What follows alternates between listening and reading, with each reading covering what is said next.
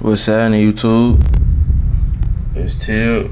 Oh man, I look crazy. I just woke up, so but yeah, bro. We got another one, son. We got gang member finds out he killed an innocent boy, bro. If he don't show some compassion or heart, then bro, he might just be a literal demon, bro. I don't know, fam. Make sure you like, comment, subscribe. Let's get into it, man. Okay, what do you got? We have a secondary victim, female, about 25 years of age, shot in the ribs and possibly the arm. God dang. I don't. Here's what I got. Chest seals, right? Yeah, hold on real quick. A peaceful family drive home from a baseball game. 14 bullets fired in seconds. An 11-year-old boy dead. A young woman paralyzed for life. And the most shocking part? The shooters had the wrong truck. This is the true story of how a stolen chain, gang pride, and a deadly case of mistaken identity destroyed innocent lives. And how one of the killers walked into the police station to confess everything. There was a truck. I was like, you don't even know if that's the right truck. And he just started shooting them. I told those fools, no. September 5th, 2024, just after 9 p.m., emergency dispatchers in Albuquerque, New Mexico received frantic calls reporting gunfire. I didn't even know if it get like that in Albuquerque, huh? Officers raced to the scene and found a white Dodge pickup truck riddled with bullet holes. Inside the vehicle, 23-year-old Tatiana Villegas was barely conscious, bleeding from 5 gunshot wounds. In the back seat sat her aunt, Maria, clutching a 3-month-old baby. And beside them, 11-year-old Frayland Villegas lay motionless with a fatal bullet wound to his head. I do not know. They're working on it. Can you stay here, okay? I don't know. I know the ambulance is working on it. Okay, what did you see? saw the lady coming out of the cart and she was running through the street with the baby in her arms. What lady? The mom of the baby. The son. Okay, in the truck? Yeah, and she goes out and she was trying to wake him up, get him up, you know. And then she came to the truck and she stopped us and she says, call the cops, my son's been shot. Did you see anything at all before that? Did you hear anything? No. We were just traffic was coming going. You were in the truck too? I was driving. Okay. Paramedics rushed Tatiana to the hospital. She would survive, but she'd never walk again. Dang, Paralyzed bro. from the waist down at just 23 years old. Frayland was pronounced dead at the scene. Witnesses described a black Dodge Durango speeding away, someone firing from the sunroof. I'm not sure what all information you guys got. I was right there in the fucking crossfire. We did not get hit or nothing. How the freak you shoot the wrong car though, fam? Okay. And yeah. Where were you guys at? Did you hear anything? Yeah, because we were walking that way, and then once we get over there, we see a black Durango walk this way, and it had tinted windows, and then after it gets right here, we just hear like five gunshots, like 3 or 4. Did you guys see anybody in the car? No, they had all their windows up. And they were black. But the Villegas family had no gang ties, no enemies, no reason to be targeted. Right. This was a mistaken identity. And now detectives had to find the killers. This is what I have so far. Okay. Black Sheep Cherokee, they were at the game, and then mom, who was in the truck, Yeah. they were driving westbound, and this car, they said they started shooting at them from out of nowhere. It was a black Jeep Cherokee traveling westbound. Last time it was seen near Redbird. Okay. I've got a casing right there. She said there was a guy out of the sunroof with what looked like a rifle. I have a male in the truck. His name's Rolando Villegas. He was born in 2012. So he's 11. Yeah. So Tatiana Villegas was the Hey, driver. W math, bro. Quick little math, fam. I ain't gonna She was lie. born in 99. Okay, so she's She's an adult. That's not her. Bro, who the freak is this officer, bro? We got a mathematician. This dude just. So she's this, she's that. Hey, what the freak? God dang, shot it. Kid, no. That's not her kid. Is that her brother, or how are they I think related? it's her niece. So niece and nephew. Niece and nephew of her. And she was in the back seat with her son Pablo Villegas. So mom of this 1030, who's 10-7, was in the truck with him. Yes, in the backseat. And female passenger who got shot 3 times was sitting there. Driver's seat. Okay, she was driving. Mom was in the back seat. Yes. And they just started shooting That's what for no reason. That's what she's saying. Before we dive into how police cracked this case, if you're hooked, smash that like button. In the car during a murder, but claims they didn't pull the trigger, should they get the same sentence as the shooter? Drop your answer in the comments. Now let's get back to the investigation. First and foremost, my condolences to you both, okay? I've heard some of the statements that you're wondering why. That's a question you can ask. So many families have asked that. I was there with my baby. And then we just lost the life. I don't know what is university. Detectives knew they were dealing with gang violence, but they had almost nothing to go on. No clear suspects, no motive, just a vague description of a black SUV. The first step was interviewing the victims. The next day, investigators spoke with Maria and Tatiana, hoping to gather any details that could help identify the shooters. And I started hearing like boom, but I didn't know what's going on. And then she suddenly stopped the truck, and then that's when I saw this black SUV, I believe, with that guy coming out from the sunroof with the... God dang, bro, came out the sunroof? And my son went like this. Nah, that's crazy, bro. That's crazy. Said that day what's wrong, what's happening, and she said I can move, yeah, just call an ambulance. And I grabbed my son's face, and he was full of blood, you know. And I slapped him, and I said, Floyd. But in that moment, I knew he was dead because he was with his eyes open. So I grabbed the baby from the car seat, and I got out from the truck, and I started screaming, you know, for help, and nobody stopped.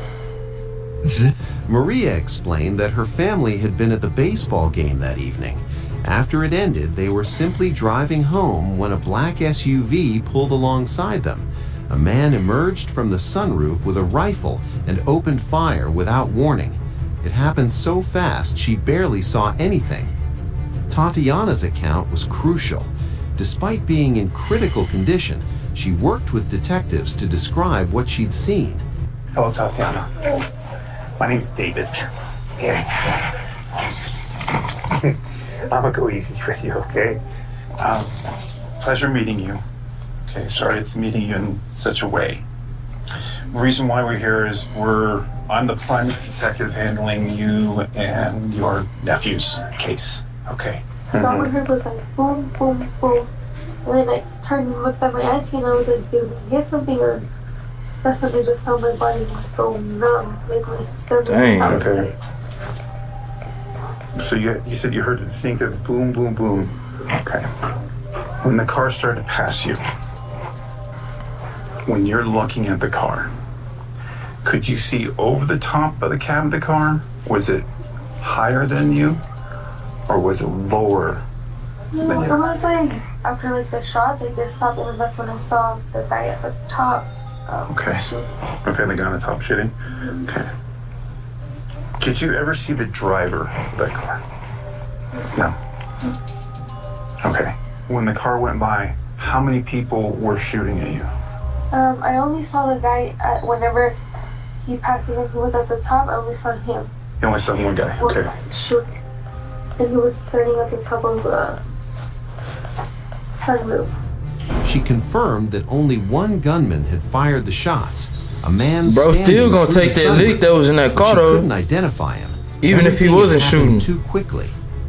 While these interviews provided some details, they didn't give police any leads on who the suspects were or why the Villegas family had been targeted.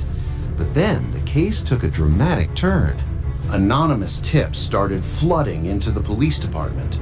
Two names kept appearing, Blick and Risk. What the freak, son? Blick and Risk, they look like the same person too. I ain't gonna lie to you. Kept appearing. Is that not the same person, bro? That's not the same person. They look alike, bro. Like, real talk, they look just alike. Blick and Risk. Blick. Street names tied to no bro named Blick and Risk. Detectives began digging into these aliases and uncovered something shocking. The day after the shooting, a rival gang member named Isaiah Vasquez had posted a taunting message on Instagram directed at Risk. It read, "You shot at the wrong truck." This was the breakthrough investigators needed. Vasquez was the intended target. The shooters had mistaken the Villegas family's white pickup for his identical vehicle. Detectives wait. His white pickup for his. Dude, the white truck right there. No, fam, no, bro. You just killed some innocent people and it. God dang, dude. Hey, bro. His identical vehicle. These idiots, Detectives immediately brought Vasquez in for questioning. They needed to know what had sparked this deadly feud and who exactly was after him. Have you had any problems with anybody over the past couple weeks? We'll sit down. You sure about that? So you live by the streets, you better not, you know. But Vasquez they did kill an innocent person, snitch, bro. He denied having any problems with anyone. He not gonna want to snitch though, cause that's normally how that street stuff work, bro. If I got ops, bro, and we shooting at each other, this, that, and the third. It's like an unspoken rule. Like, we not finna snitch on each other, cause what we doing. But then at the same time, they just kill some innocent people. That's crazy, shawty. That's crazy, bro. Not real talk. He claimed he had no idea who would want to hurt him or why. He downplayed everything, acting indifferent to the fact that an innocent child had been killed in his place. So I got information about, what's your girlfriend's name? Sabrina and her boyfriend, should be a good friend of you. Okay. Had an argument with a rival gang member. Okay. Okay. I'm not from the gang at all. Okay. This is how it brought to me. I'm not here to point fingers. No, it is. And that person who had that argument with you, we'll just leave the whole gang portion out of it now. Okay. Wanted to shoot you. And you look like he breathing heavy. That you had a similar colored vehicle, my victim's vehicle. Okay. And looking up your vehicle, your information, you have owned in your history a Dodge Crew Cab white pickup truck, whatever you call it. With that, do you have anything to say about that? Has anyone confronted you or harmed you? I went home and you know what I mean? I didn't, nothing like happened while I was nominated. Okay. His evasive responses frustrated detectives. They knew he was hiding something, but without concrete evidence tying him directly to the gang conflict, they had no legal grounds to hold him. So like he meant, like, you're not in trouble, right? Yeah. The investigation led us to believe that you could help us out. I can tell you hesitated, right? So, no truck you go. I drove around. Around? Yeah. This is the crew car? Is that the quarter? Yeah. Yeah. We think somebody wanted to hurt you. Yeah. We're pretty sure of that. Okay. So. Gang, you know somebody want to hurt you. Oh, really? You know somebody want to hurt you. Vasquez walked free, but the investigation was. I mean, I figured that. So Blake wasn't there, huh? I don't know who that is. No, like, Risk either. Jose, anything. 5 days after the shooting, state police pulled over a vehicle returning from Arizona. Inside, they found Nathan Garley, Blick, along with a loaded firearm and over 100,000 fentanyl pills. What the freak? Bro, nah, fam. 100,000, bro. You finna put down an elephant, shawty, bro? What the freak, bro? Yeah, send him to jail, gang. What the heck, bro? Officers ran his information. The system lit up. Active warrant. Murder suspect in the Fralin Villegas case. Garley was arrested immediately. His arrest gave investigators the momentum they needed. Following leads from Garley's apprehension, they quickly located the second suspect, Jose Romero, also known as Risk, who was also traveling back from Arizona. He was taken into custody the same day. 2 suspects down, 1 to go. The third man, 26-year-old Daniel Gomez, was still at large, but police wouldn't have to search for him. The very next day, Gomez walked into the Albuquerque Police Department and turned himself in. This one here? Yeah. He just went to the bathroom? Hello, Mr. Gomez. Hi, sir. Pretty good. How you doing? My name is Detective Dave Small. Daniel Gomez. Nice to meet you. Nice to meet you. This is Nice to meet you. So, we're going to talk real quick. A couple quick questions. They said you just went to the bathroom. You need water or anything? A cup of water would be nice. Okay, we'll bring a cup of water in there. We'll go get you one. We're just head over this way and we'll have to sit down. We'll get you a cup of water, okay? I'll lead the way. Okay, over here and around this way. And we're going to go through this door over here. And it's going to immediate door to your left. Once we go through this door, it's going to be a little trash can right there. There's one right here? Yeah, right here. Thank you, sir. Let's go ahead. Bro got a big head and a little body. And we're going to go ahead and close this up. You want to sit in? No, we're just going to have you sit down. Okay. Sounds like you're already very cooperative, so you just go ahead and sit. We're not going to worry about all this extra stuff, okay? So, you have an okay day? Man, forget this day, bro. Forget this day. Get to the point, fam. Okay. You breathing okay, though? This was the moment the case would crack wide open. Inside the interrogation room, Gomez sat across from detectives, visibly anxious. At first, he requested an attorney, the smart move. Having these rights in mind, do you wish to speak to me now? I want to speak with the attorney first. You do? Something that, I just would feel comfortable with someone present with me that knows more about legally. It's not like, because I'm here to talk to you guys. There's a reason I came to you guys. Yeah. So I feel like I would feel more comfortable with someone that knows more about these things. No, it's absolutely fine. I totally understand. That's the reason why we have to read those to you, because I don't want to inadvertently violate anything that is your right. Okay. With that, we're done. Okay. I can't go any further. Okay. But when detectives informed him he was being charged with murder, attempted murder, and conspiracy, the exact same charges as his co-defendants, Gomez made a stunning decision. He waived his right to an attorney. He wanted to talk. I'll be direct with you. You're under arrest. Okay? I know you turned yourself in, but we still have to make that statement so that you understand what you have been charged with.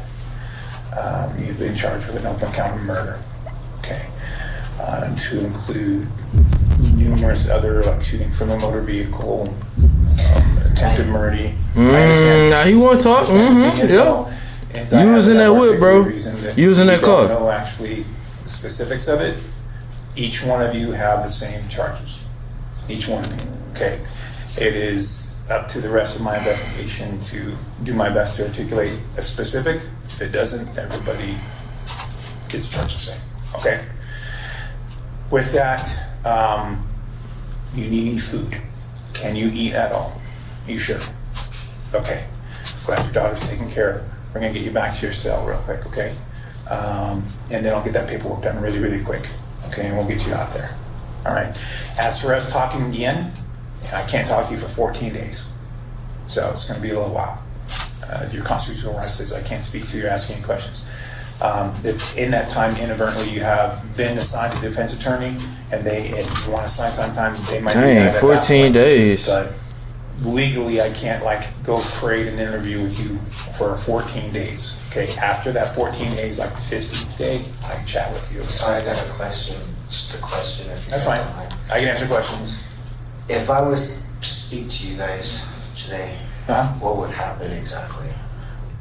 What followed was a confession that would reveal every detail of that tragic night and expose the inner dynamics between the 3 suspects. It all started about 10 o'clock in the morning, possibly a little bit later, around 11 or 12. I had asked a friend who goes by Risk if he wanted to go have some dinner. Okay. He says yes, that he would pick me up.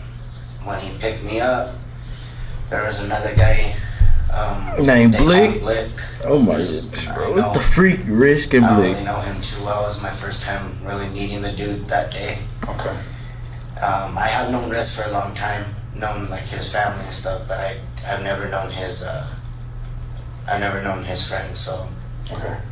we went to Twin Peaks to go have some lunch. You little hornballs. You little hornballs. Talking about we went to Twin Peaks. We went to Twin Peaks.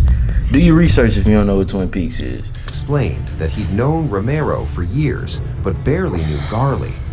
On the day of the shooting, Romero had picked him up for what was supposed to be a casual dinner and baseball game.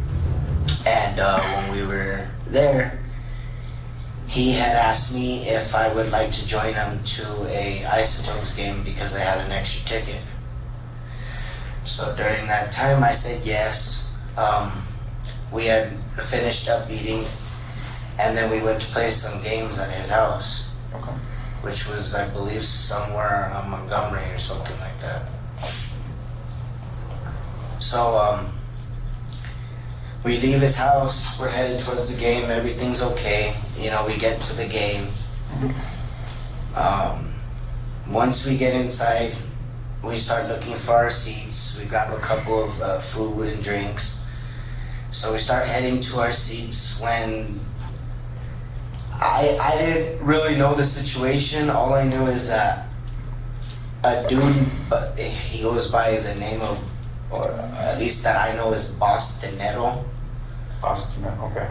So He giving it all out, fam. He just giving it out. He had robbed Telling everything. He Chris shot it. for one of his chains or whatever. So when we see them, I don't know what's really going on. Blick and that Bostonetto guy are kind of smiling at each other. Okay.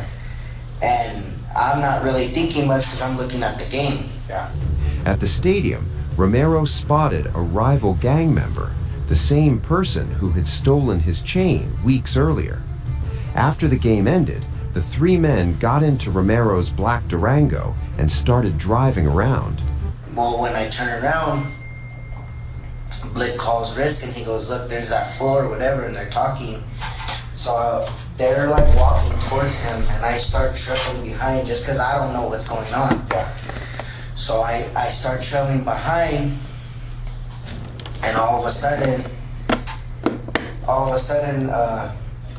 that guy starts heading towards the far exit.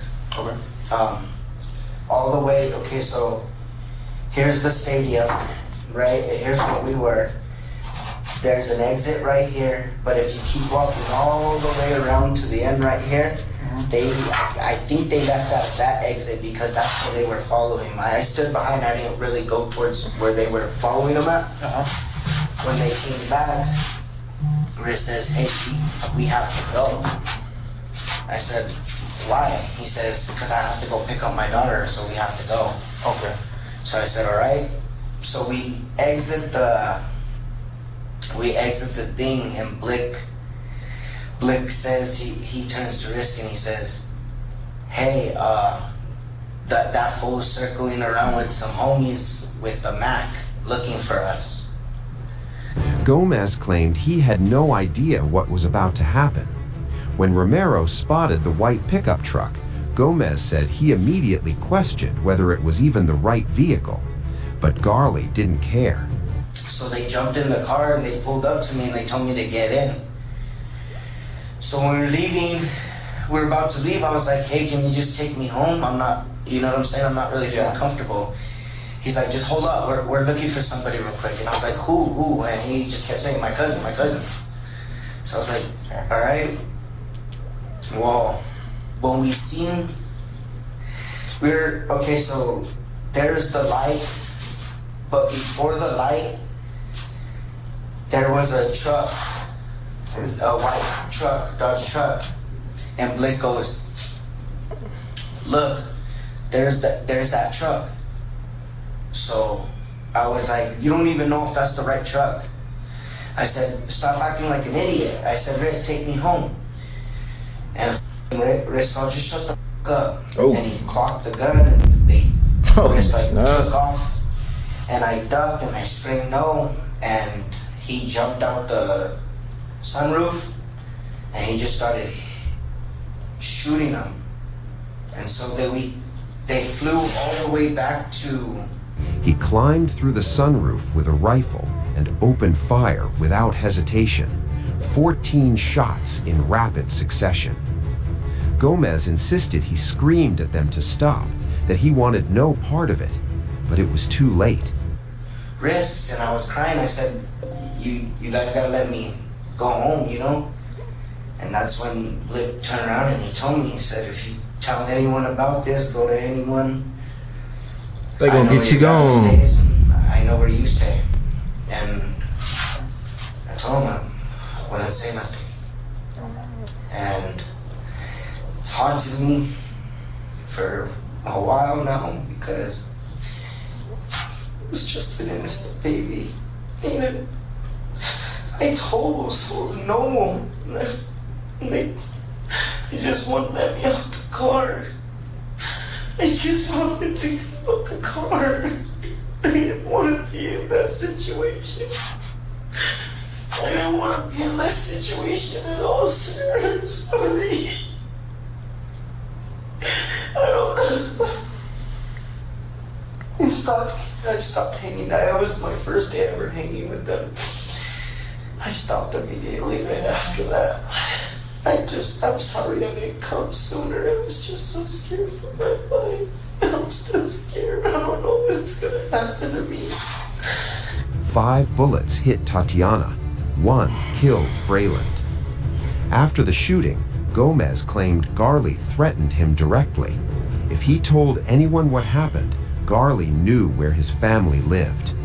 Terrified, Gomez stayed silent for days, but the guilt eventually consumed him. That's why he turned himself in, because, as he told detectives, the 11-year-old boy deserved justice. It's more than fear. It's more than fear because you guys don't know how popular these kids are. Like, everybody knows them. Everybody knows what the f they're capable of, and it's just scary because I know the minute that I know this is gonna get out, but I don't care. At this point, I don't care what's been said about me. That little boy needs justice. He needs justice for what the f happened to him. No kid should ever have to go through that. That's why I'm here and I'm doing what I'm doing right now. It isn't to save my friend. It's really for justice to that little boy, because I could not dream of my daughter going through that or being in that predicament where I get a call that my daughter's dead because of a childish act. But investigators weren't entirely convinced. Was Gomez truly just an innocent Nah, for real though, I don't know if I'm truly convinced. Or was he strategically shifting all blame onto Garley to save himself? The fact remained, Gomez had been in that car. He witnessed a child's murder and stayed silent for days. Detectives also tracked down Romero's girlfriend, Janae Garcia.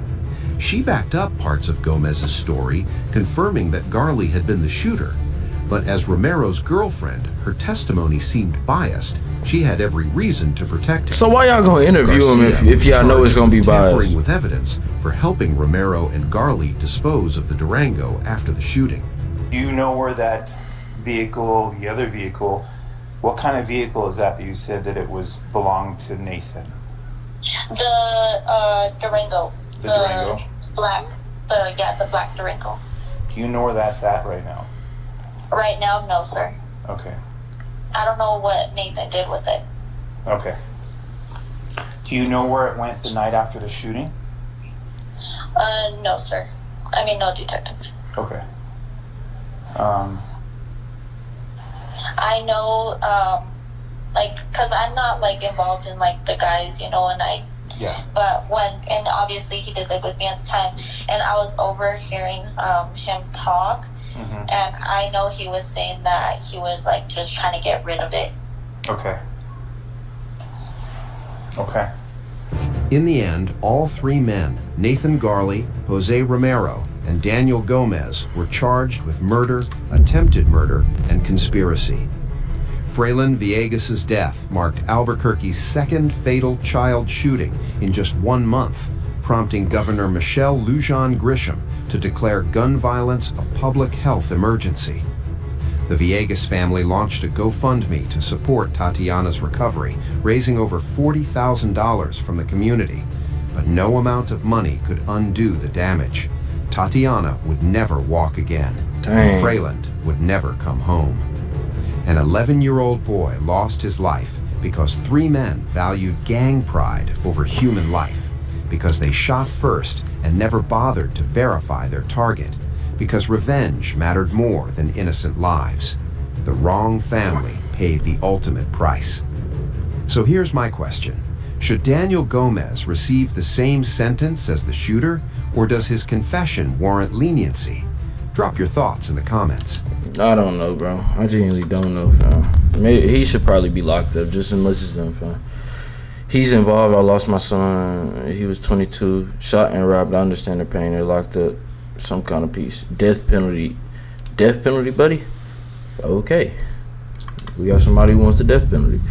That's the worst acting I've ever seen. That's totally forced crocodile tear. Yeah, he probably was just trying to save himself all the time, bro. Hey, what the freak, bro? Make sure y'all like, comment, subscribe, bro. I'm out, man.